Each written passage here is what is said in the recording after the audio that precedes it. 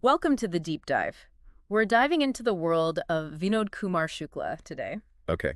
He's this 88-year-old Indian writer. Huge deal, just won the Jnanpith Award.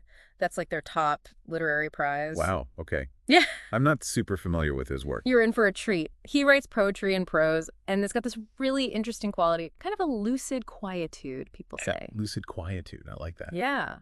So our mission for you listening is to figure out why Shukla's work is so powerful, so insightful. And lucky for us, we've got this great article by Mayank Chaya to help us along the way. Sounds good. Where do we start? Well, what really grabbed me was how Shukla creates. He's said that he actually thinks visually before any words even come to mind. Like images pop into his head first. Interesting. So he sees it before he can say it. How does that even work? That's what we're going to find out. How does that visual approach shape his poetry and prose? And Yeah. what does that tell us about how imagination works, for all of us? I'm hooked already. Let's dive in. So this whole visual thinking thing isn't just speculation. Right. Shukla actually talked about it himself in a 2013 interview. Oh, okay. It was with Pustak Varda, and he said, straight up, I don't think in language. Ideas come to me visually. I think visually.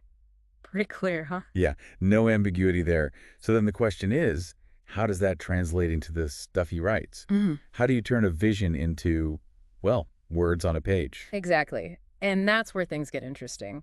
The article mentions how some of his poetry can feel really abstract. Right, because you're essentially trying to capture a feeling, an image, Mm. with words. It's like, how would you describe a dream to someone? Yeah. Remember the feeling, the visuals, but putting it into language is, well, tough. Things get lost in translation. It becomes this fuzzy thing, even if the original image was super clear. Exactly. You try to explain this crazy dream you had, and the person just staring at you like, huh. Exactly.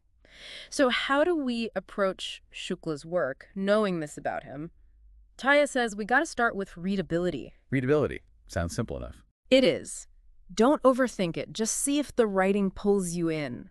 Does it make you want to keep reading? Forget analyzing every word right off the bat. Just feel it out. I like that. It's like you pick up a book, you flip through a few pages, you kind of just know if it's for you or not. Yeah, there's that gut feeling. And Chaya has this cool analogy to explain it. He says, think of the substance, the meaning of the writing, as the destination. Yeah. And the actual words, the style, that's the path that takes you there. Makes sense.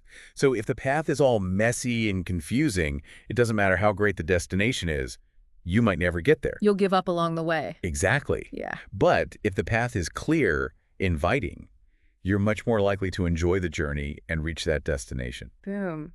And that's what Chaya sees in Shukla's work. He calls it a distilled creative expression. Distilled, like it's been boiled down to the essentials. Exactly. No unnecessary fluff. Just pure, potent meaning. So it's accessible then, even if the ideas are complex. That's the beauty of it. By stripping away all the extra stuff, the core ideas actually hit you harder. Interesting. Less is more, huh? Big time. And here's something else that's so cool about Shukla, this idea of democratic generosity when it comes to writing. He's basically said that everyone should write at least one book. Everyone. Oh, wow, that's a bold statement. Right. He believes there's no person or life that isn't worthy of a story. Like everyone has something to say, something to share. So it's not just for, like, the elite or the academics. Not at all. It's for everybody. He even said, and I quote, everybody should write at least one book. There is no person or life about whom something cannot be written. Everyone can write about themselves and others. That's powerful. It really democratizes the whole idea of literature. And it's super empowering, too. It is. It makes you realize that your story matters, And getting back to Shukla's poetry, Chaya points out how he writes for an intelligent reader, but doesn't use super complicated language. Oh, that's a good balance. Yeah. Because sometimes you read poetry and it feels like you need a dictionary in one hand and a philosophy textbook in the other. Yeah. You're like, what is this even saying? But with Shukla, it's clear, even if the ideas are deep, he respects your intelligence without making you feel dumb. It's like he's meeting you halfway. He gives you the essentials and then trusts you to bring your own experience and understanding to the table. Exactly. It's a partnership. Now, let's talk about one of his most famous poems. It's called Hatasha Se Ek Vyakti Beth Gayata, which translates to, a man had sat down in desperation. Okay. Desperation, that's a heavy theme. It is. It's from his 2002 collection, Atrik Nahin, which means nothing surplus. Nothing surplus. So every word counts. just like we were talking about. Exactly. And there's a beautiful English translation by Kumar Vikram. Let me read it for you. Ready? Yeah, go for it. A man had sat down in desperation. I did not know the man, but I knew the desperation, so I went to him and extended my hand. Holding my hand, he rose. He did not know me, but he knew the extending of my hand. We walked together. We did not know each other, but we knew walking together. Wow. It's so simple, yet so powerful. The connection is immediate. No introductions needed. Just shared human experience. Right. It's not about who these people are. It's about that feeling of desperation. We've all been there, you know? Yeah. Everyone's felt that at some point. Mhm. And the image is so stark. A man sitting, a hand reaching out.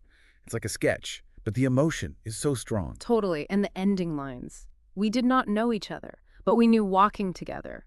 It's like that act of walking alongside someone, of being present with them in their struggle, is more powerful than any kind of formal introduction. You don't need to know their life story. You just need to be there. Yeah. It makes you think about all those brief encounters we have with people every day and what kind of understanding is possible even in those fleeting moments. It's profound. And this poem really gets at the core of what Shukla is all about. It's not fancy metaphors or complicated plots. It's about those basic human truths, presented with this incredible clarity. It really embodies that lucid quietude.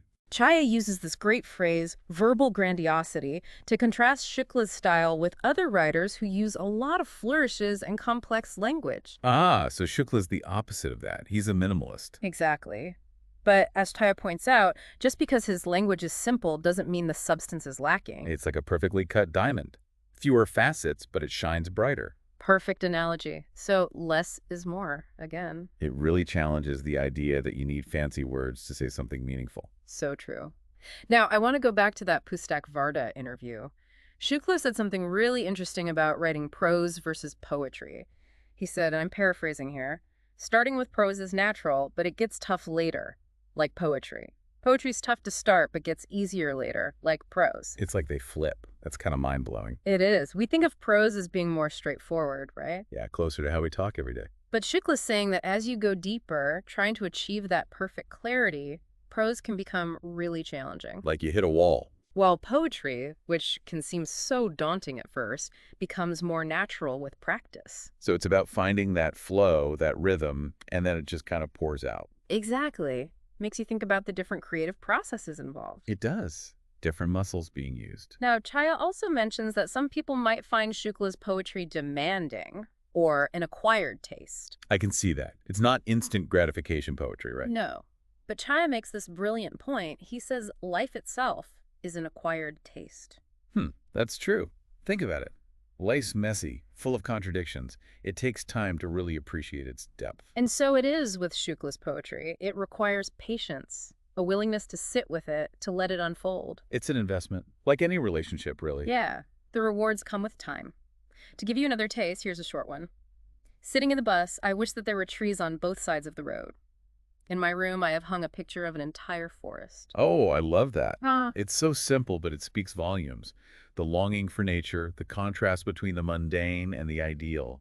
That feeling of wanting something you can't have right now. So you create a substitute, a reminder. Like a little piece of peace in your own space. It's beautiful. So wrapping things up, I think it's clear that Vinod Kumar Shukla is a truly unique writer. His visual thinking shapes his work in fascinating ways, leading to this incredible blend of accessibility and profound depth. It's amazing how he can convey so much with so little. And that poem about desperation, it's a perfect example. Pure human connection, distilled to its essence. And his ideas about writing, about everyone having a story to tell, that's so inspiring. It is. So, for everyone listening, what's the takeaway here? I think it's that we shouldn't underestimate the power of simplicity. Sometimes the most profound truths are expressed in the most unassuming ways. Couldn't have said it better myself. And here's a final thought for you to chew on. Inspired by Shukla, try thinking visually about a problem you're facing or an idea you're working on. See what happens. You might be surprised by the insights that come up. Maybe we all have a bit of that visual thinker in us, just waiting to be tapped into. And that's the deep dive for today. Thanks for listening. See you next time.